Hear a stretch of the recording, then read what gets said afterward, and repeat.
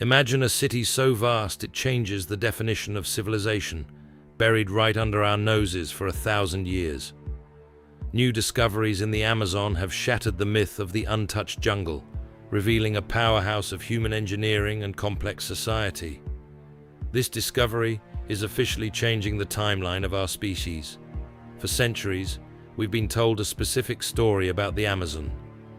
It was the green desert, a place where the soil was too poor, the heat too oppressive, and the insects too relentless for anything resembling a civilization to take root.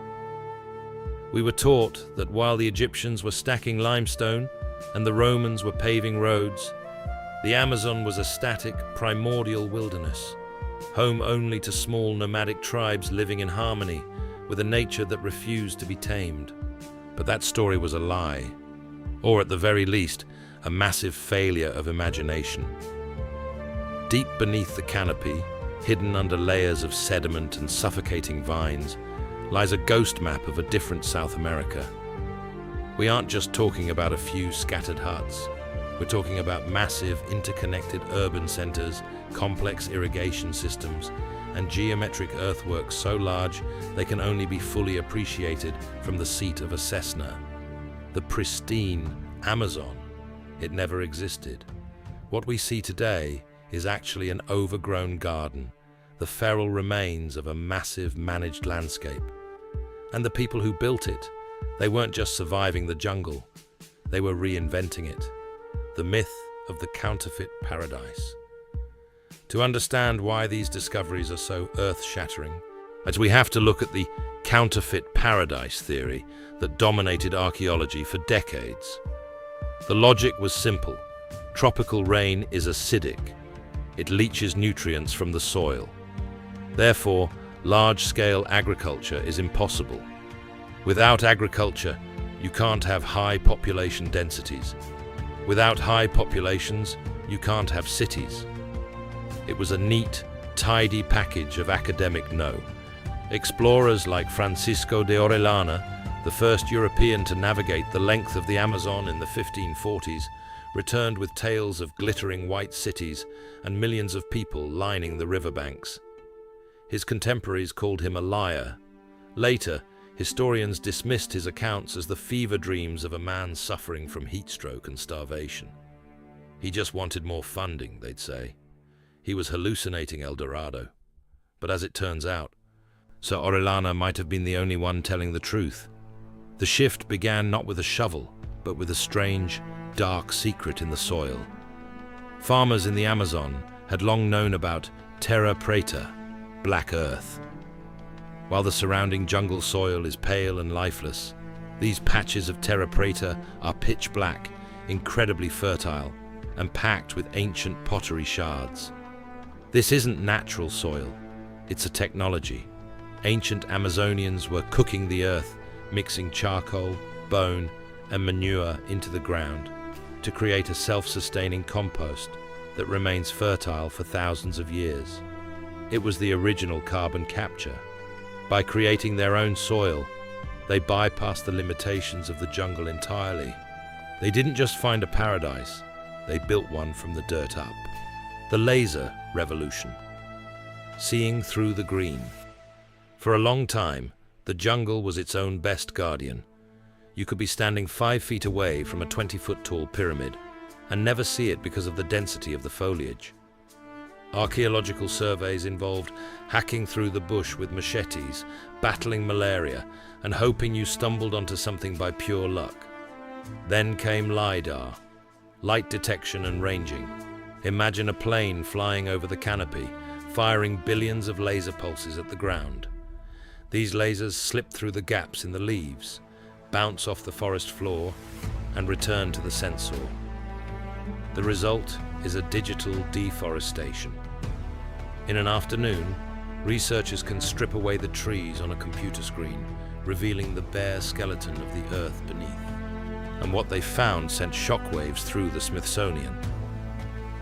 In the Upano Valley of Ecuador, at the foot of the Andes, LiDAR revealed a massive network of urban centers that flourished 2,500 years ago.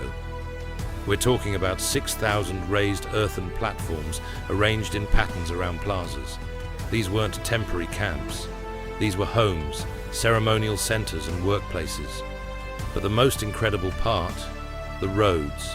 The Upano sites are connected by a system of straight, wide roads that stretch for miles. They dug into the earth to create these thoroughfares, some of them 10 meters wide. This isn't the work of a small tribe.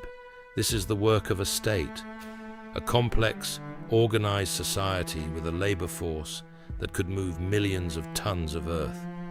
And no, you don't have to replay that part. It really happened. We are looking at a civilization that was contemporaneous with the Roman Empire, hidden in a place we thought was wild. The Casarobe and the geometric mystery moving south into the Llanos de Mojos in Bolivia, the mystery gets even stranger. Here, the LiDAR images revealed the Casarobe culture. Imagine a landscape dotted with forest islands, small clusters of trees in the middle of a savanna. For years, people thought these were natural. Wrong. They are man-made mounds. The Casarobe built massive 70-foot-tall pyramids out of earth and clay. They built low-density cities that spread out across the landscape, connected by causeways and canals. Think about the engineering required here. The Amazon floods. Every year the water rises. Instead of fighting the water, the Casarobe invited it in, and they built raised fields for crops and canals for transport. They were essentially the Venice of the jungle. And then there are the geoglyphs. In the Acre state of Brazil, deforestation, while a modern tragedy, revealed something startling. Perfect circles, squares, and hexagons carved into the earth. Some are 300 meters across. They predate the rainforest in some areas, suggesting that the pristine jungle we are so desperate to save today actually grew back over these monuments after the people left. The scale is staggering. These aren't just ruins, they are a signature, a statement left by a culture that viewed the earth as a canvas. The great dying, why did they vanish? If these cities were so successful, if millions of people were thriving in the Amazon, where did they go? Why did Orellana see them in 1542? But by the time the next explorers arrived a century later, there was nothing but trees. The answer is as tragic as it is simple: the invisible invader. When Europeans arrived in the Americas, they didn't just bring swords, they brought smallpox, influenza, and measles. To a population with zero immunity, these weren't just diseases, they were biological wildfires. Current estimates suggest that up to 90% of the indigenous population of the Americas died within a century of contact. In the Amazon, the collapse would have been total. Imagine a city where everyone gets sick at once. No one to plant the crops, no one to maintain the canals, no one to keep the jungle at bay. The jungle didn't reclaim these cities. It buried the survivors. Within 50 years, and the fast-growing tropical vegetation would have swallowed the wooden houses and earthen pyramids. The roads would have become rivers of mud.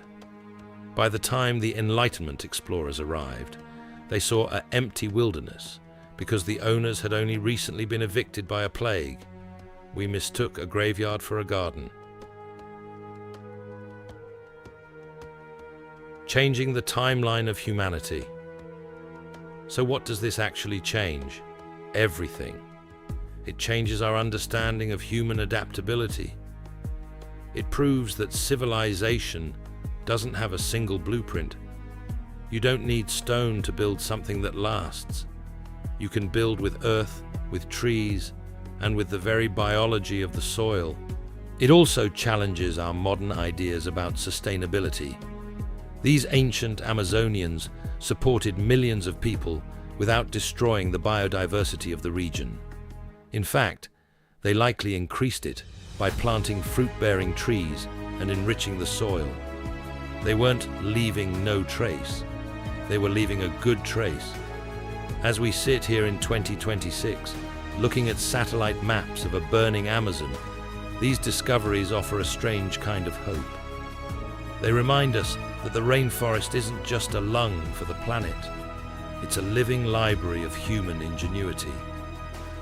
We are finally starting to hear the voices of the people who lived there, not through written records, but through the shapes they left in the mud and the richness they left in the dirt. The Amazon isn't a frontier, it's a comeback story.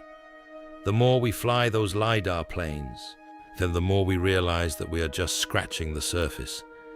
There are likely thousands more cities waiting to be found. The history of our species is much older, much deeper, and much greener than we ever dared to dream.